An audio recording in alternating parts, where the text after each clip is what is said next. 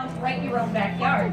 I'll give you a hint. Your cousin wears a black mask, has rings on its tail, and likes to raid your trash can. Who do you think she's related to? Raccoon, that's right. And just like the raccoon, coatis are semi-arboreal. This is a fancy term meaning that they like to live in trees and are very well adapted to doing so. Now Sonora's showing off a couple of those adaptations. Take a look at those long, non-retractable claws of hers that helped her make short work of that ladder. They also help them dig into the bark on trees as they climb. But they also have rear ankles that rotate 180 degrees. This allows them to climb up a tree head first, turn around, and climb right back down that tree head first. I don't know if you've tried that, but it is kind of hard unless you are a coati. While they're in those trees, however, they will be looking for their favorite foods. They're omnivores, so they're not too picky about what they eat. This will be anything from bugs and grubs, including tarantulas, fruits and veggies, might even find a bird's nest, or a hanging This symbol is the symbol of the Rainforest Alliance. As you may be well aware, Sonora's home, the rainforest, is being destroyed at a tremendous rate.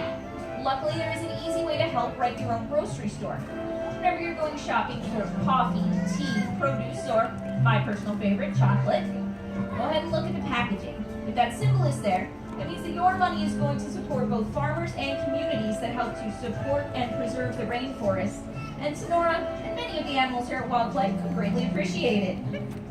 They need this pristine rainforest to not only make their home and raise their young, but in order to survive and thrive. One more time, that was Sonora, our white-nosed coati. A super brave, not afraid of a single thing, preferably about this taller, shorter volunteer.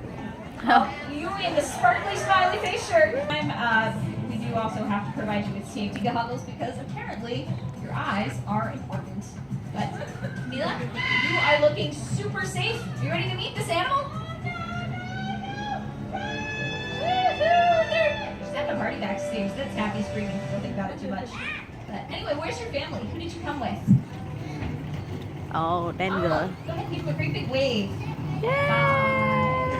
Bye. Whoa, Lauren. Hey, Lauren, you gotta open that. No. Yes. No. Yeah. See, I opened it last time, and you and I both remember what happened last time. So you're gonna open the danger box, and I'm gonna hide behind Camila. You got this. Okay. Fingers crossed. I don't know. Can you cross your fingers in those? I hope so. Because here she comes. And we're just playing a joke on you. This is Chiquita, our porcupine, who's not going to hurt you at all. In fact, you don't need any of that silly safety equipment, so I can take that back from you. And then as a thank you for playing along with our joke, you can actually go over there with Lauren and meet Chiquita. As I said, Chiquita is a prehensile-tailed porcupine, and they would be found mainly down in the Amazon rainforest in South America. Now, they use that prehensile tail as a sort of fifth limb because they're living mostly up in the trees. So they'll use that to help them keep their balance and support their body weight as they're moving from branch to branch. But how many of you are taking a look at Chiquita's quills? I'm starting to get worried that if she gets spooked, she's gonna shoot them everywhere, especially Camila's family, right? Well, let me reassure you that it's just a myth. See, porcupine quills are actually just modified hair. That means that Chiquita can no more shoot the quills out of her body than any of us could shoot the hair out of our head. Be really cool, right? But completely impossible. But it is. Yeah, well, you do have a very important question for Camila before we send her on her way. Did you make a new friend today? You did? All right, well, let's give her one more great big round of applause. And thank you for being our super great volunteer. Now, what you might not know is that porcupines like Chiquita are actually nocturnal. This means that they are awake and active at night. Of course, it is the daytime right now. So what we do is when we bring Chiquita out, we give her a lot of her favorite things. She's an herbivore, so she likes to eat nuts, fruits, veggies, other plant material. She learns that it's a really great time to come out here. But she's headed on out. That was Chiquita. A giant snake appears! Run for it! No, we're so frightened of this plastic snake. We're so frightened. Thank you. What are we going to do? Let's call Nacho. Nacho, can help us with this snake. All right. We've spotted the problem. Walking up and assessing it carefully. What do we do with snakes on our farm, Nacho? That snake is going to get all of your chickens. That's right. Smashed against a rock. This is a natural behavior by the Sariyama called a snake slam. What they do is they find a snake or a reptile or lizard in their natural environment. Its torso is like a rock. This breaks up the spine and bones of the animal, making it easier for the seriama to eat and digest. Very effective meat tenderizer, if you will. I don't know, Nacho. I don't know if that snake has quite got the point yet. What do you think? Okay. Well, I am actually starting to feel just a little bad for it. So we're going to send her on home. We're going to rescue the snake. And that was Nacho and her smashing demonstration.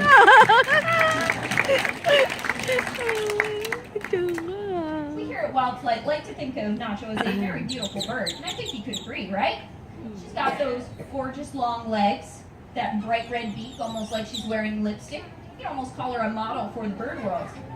This next animal coming out, though, I think is even more like a model, especially if you like birds that have bald heads, that projectile vomit when they feel threatened, or that urinate on their legs to cool off on a hot, hot day. Then Morty the turkey vulture is the bird for you. No? Oh, don't be too quick to judge a book by its cover. The turkey vultures serve an important role as part of nature's cleanup crew.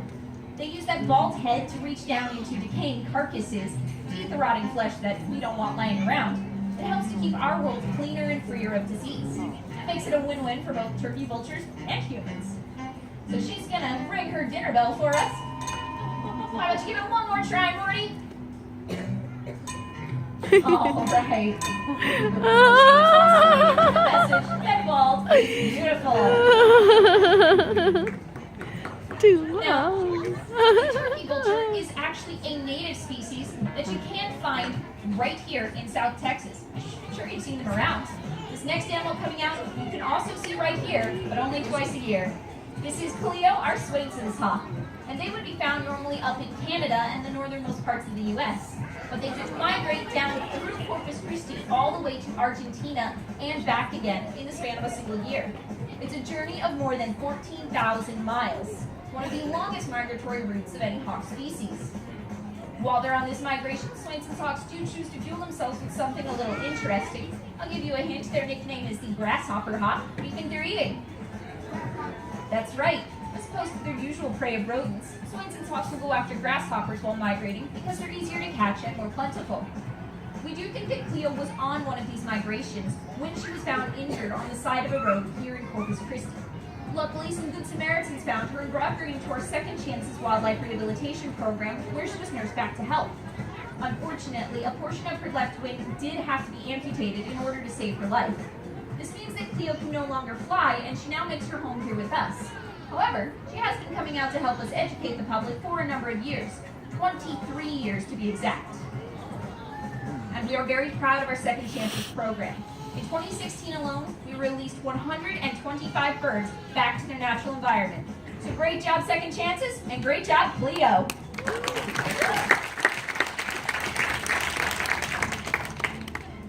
Something that you might not be aware of is that native bird species like the turkey vulture and the Swainson's hawk are actually very well protected here in the United States. We have to have both state and federal permits just to house these species here. In fact, if you had even a single feather from any of these native species without these permits, you could be fined several $1,000s. Do your research. Find a reputable breeder and know their needs. Or if you'd like to meet one without all the noise and the mess, you can always come to a facility like ours and meet one of our parrots, like this big guy, Zeppo.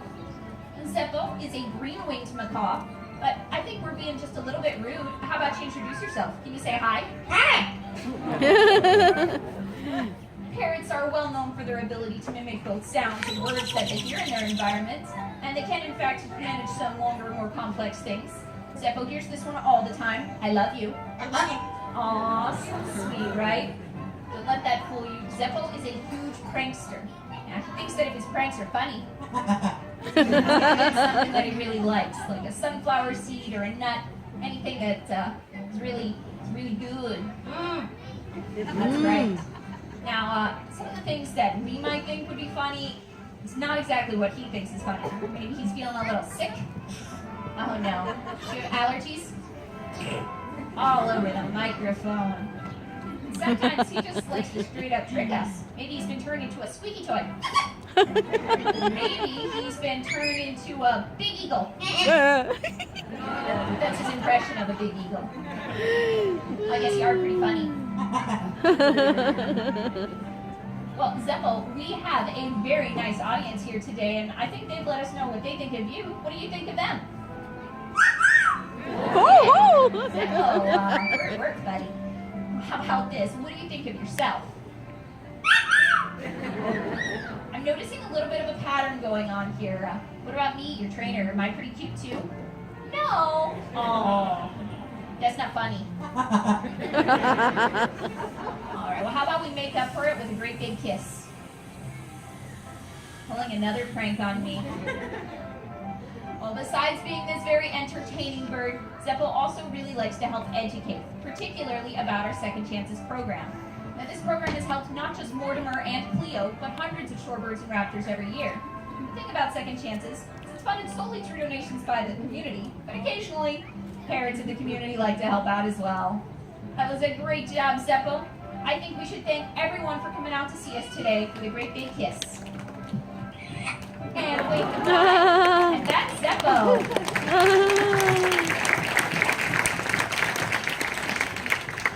We want to thank you all so much for coming out to see us today. We hope that you've enjoyed the show. And as you're making your way out of the theater, please feel free to stop on by the edge of the stage, ask myself or Lauren any questions you may have, maybe even make that donation to Second Chances.